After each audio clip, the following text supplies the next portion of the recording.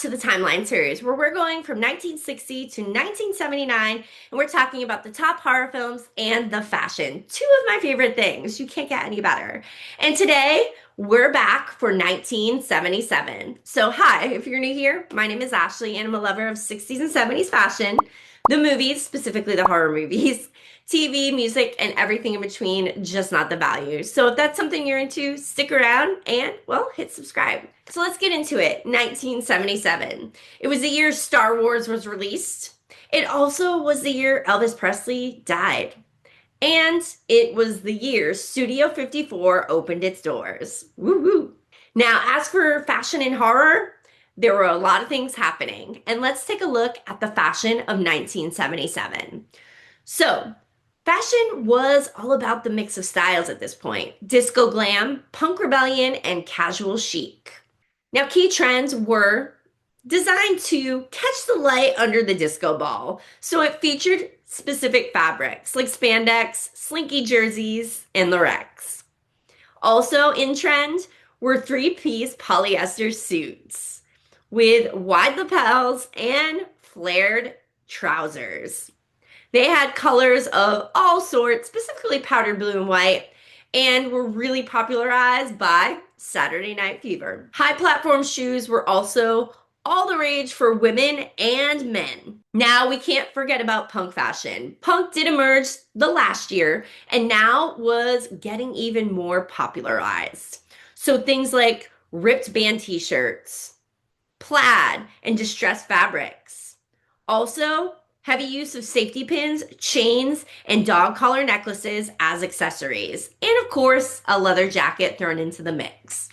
And we can't forget jeans. Denim had their moment in 1977, specifically Levi's 501s. And you also had what's called the Annie Hall effect. What was this? Well, it was based off of the movie Annie Hall.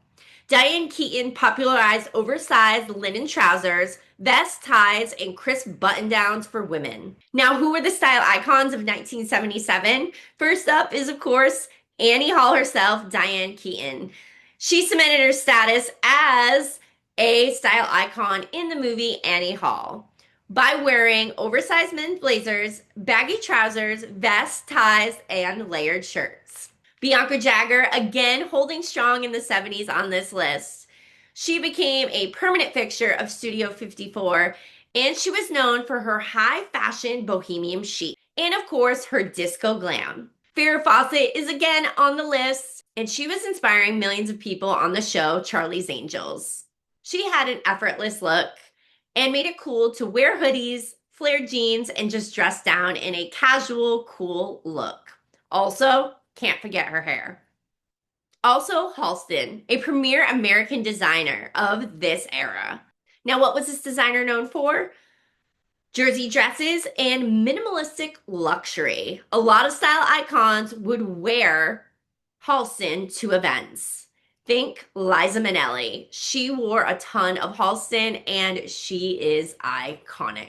Now, a lot of this fashion was showcased in a lot of horror films in 1977. So let's take a look at some of the horror films in 1977. It was a year taken over by giallo masterpieces and also survival shockers, supernatural thrillers, and cult classics. Now, some of these films that I chose for this list in 1977 are my favorites. And first up is Suspiria. This was the first giallo film I actually watched, and I loved it. I loved it, the fact that I went into it thinking it was going to be very slasher-esque, and it had a weird twist, and I really adored that. But also the fashion in it was phenomenal. Now, Dario Argentina is known as one of those classic giallo, filmmakers in this time. And this is about an American ballet student uncovering a coven of witches in Germany. Now, what is the plot of Suspiria? It's about Susie, who travels to Germany to attend a ballet school. When she arrives late on a stormy night, no one lets her in, and she sees Pat, another student, fleeing from the school. When Pat reaches her apartment, she's murdered. The next day, Susie is admitted to her new school, but has a difficult time settling in. She hears noises and often feels ill. As more people die, Susie uncovers the terrifying secret history of the place. And it is such a good twist. I absolutely loved it. And the fashion, like I said, it's very 1977, and I'm here for it. Now, the next one is definitely one that makes me uncomfortable. It's one of those films that it truly scares me, things like this, and that is The Hills Have Eyes. It is a Wes Craven film, one of the founding fathers of horror, I think.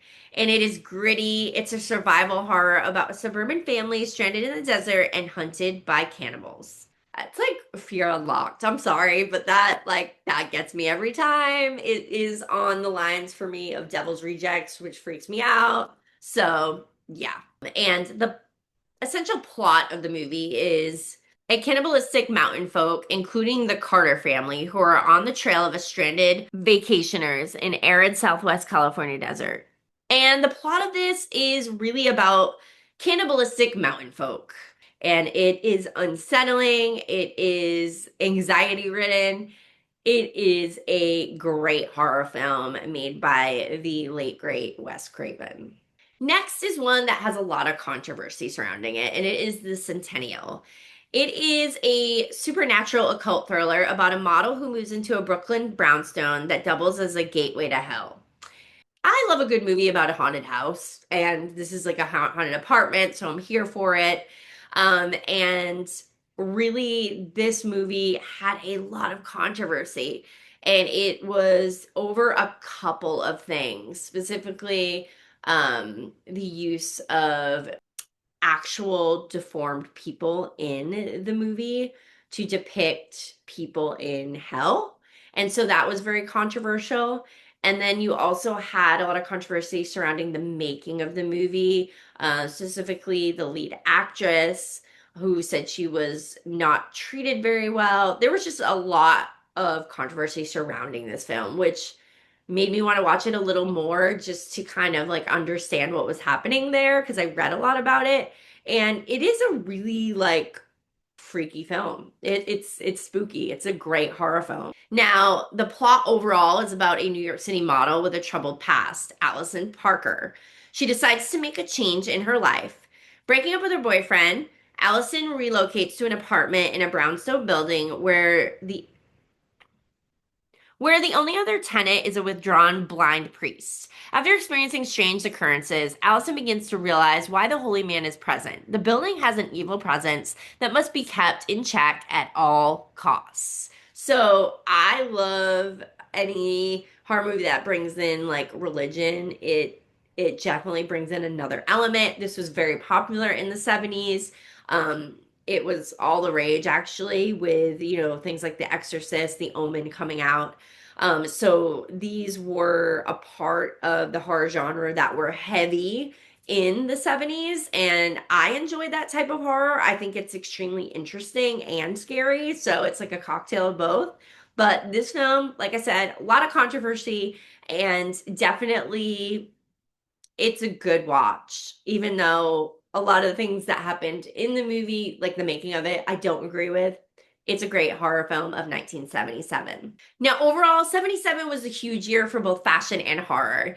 Fashion was a mix, but a lot of amazing fashion was beginning to inspire a new generation, as well as a generation to come with disco and punk. And you had horror classics that were born in this year, with some of the founding fathers of horror leading the way with major releases like Craven and Argentino. Now, coming up will be 1978. We're almost done with this series. That is so crazy. So make sure if you love fashion and horror, you check out the other videos on the Timeline series and share and like this one. If you really love 60s and 70s content, hit subscribe. And until next time, I'll see you.